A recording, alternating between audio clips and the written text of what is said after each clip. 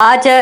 کرک کے اندر پاکستان تحریک انصاف کا جلسہ ہوا ہے جس میں جیسے دو جو مقررین ہیں، بہت سے مقررین نے اس میں خطاب کیا، لیکن دو مقررین کی جو گفتگو ہے وہ بہت زیادہ اس وقت سوشل میڈیا کے اوپر وائرل ہے۔ ایک تو سہیل افریدی صاحب جو سی ایم ہے خیبر پختونخوا کے، ان کی تقریر ہے، اور دوسری جنید اکبر صاحب جو بڑے اہم لیڈر ہیں ان کے، اور اس سے پہلے یہ جو وفاق کے اندر پبلک اکاؤنٹس کمیٹی کے چیئرمین بھی رہے ہیں، ان کی تقریر ہے۔ تو سب سے پہلے جنید اکبر صاحب کی تقریر کی طرف آتے ہیں۔ جنید اکبر صاحب نے 3 نقطے اپنی تقریر کے اندر رکھے بڑے جوش کے ساتھ۔ انہوں نے یہ کہا کہ آپ لوگوں نے ہمیں تنگ کیا ہے تو آپ یہ بھول جائیں کہ ہم اسے بھول جائیں گے، یہ آپ کی غلط فہمی ہے کہ ہم اسے بھولیں گے۔ جب ہماری گورنمنٹ آئے گی، ہمارا وقت آئے گا تو ہم آپ کو عدالتوں کے اندر گھسیٹیں گے۔ تو انہوں نے سیدھی دھمکی دی ہے کہ عدالتوں کے اندر گھسیٹنے کا وقت آ گیا۔ ساتھ انہوں نے ایک عجیب سی بات کی ہے جس کی سمجھ نہیں آ رہی، گویا ہو سکتا ہے آپ سمجھ جائیں، لیکن بہرحال یہ ایک دھمکی سے بھرپور قسم کی بات ہے، اور یہ کہا جا سکتا ہے کہ انہوں نے حد کراس کر دی۔ انہوں نے کہا جی جب ہم آگے بڑھیں گے تو ہمارے پیچھے پیچھے انصاف اسٹوڈنٹ فیڈریشن کے نوجوان ہوں گے، اور یہ نوجوان آپ کے گھروں میں داخل ہو جائیں گے، اور پھر یہ آپ کو وہاں چھپنے کی جگہ نہیں دیں گے۔ تو یہ سیدھی دھمکی ہے۔ اس کا مطلب یہ ہوا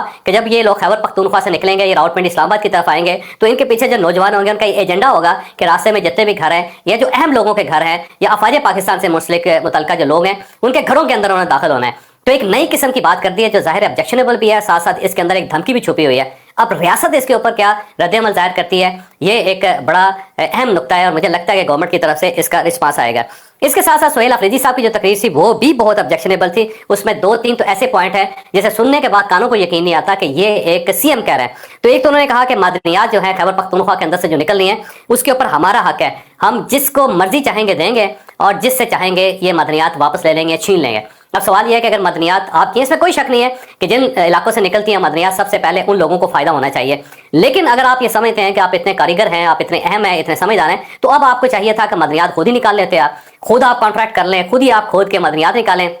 اور اس کے بعد عالمی مارکیٹ میں آپ بیچ لیں۔ یہ ظاہر وفاق کا کام ہوتا ہے، یہ قوموں کا کام ہوتا ہے، یہ ریاستوں کا کام ہوتا ہے، جنہوں نے ریاستوں کے ساتھ ایگریمنٹ کرنا ہوتا ہے، پھر جا کے اس ٹائپ کی جو معدنیات ہیں وہ نکلتی ہیں اور عالمی مارکیٹ میں بکتی ہیں۔ ایسا نہیں ہو سکتا کہ خیبر پختونخوا اپنے طور پہ یہ فیصلہ کر لے یا اس ٹائپ کی دھمکی دے دے۔ دوسرا انہوں نے کہا کہ میرے بارے میں اعتراض کیا جاتا ہے کہ میں نوجوان ہوں، میرا تجربہ نہیں ہے، تو ساتھ انہوں نے کہا کہ یہ جو بابے ان کے پاس ہے 77 سال کے، یعنی 77 سال کے، انہوں نے کیا تیر مار لیا ہے۔ انہوں نے کہا جی میں نوجوان ہوں، 36 سال میری عمر ہے، لیکن میری نیت بڑی درست ہے اور میں بہت کچھ کر کے آپ کو دکھاؤں گا۔ اچھی بات ہے، سہیل افریدی صاحب کو کرنا بھی چاہیے، اور اگر ان کے لیڈر نے ان کے اوپر اعتماد کیا تو اس اعتماد پہ پورا اترنا چاہیے۔ ساتھ ساتھ انہوں نے کہا جی میں نے جعلی پرائم منسٹر کو،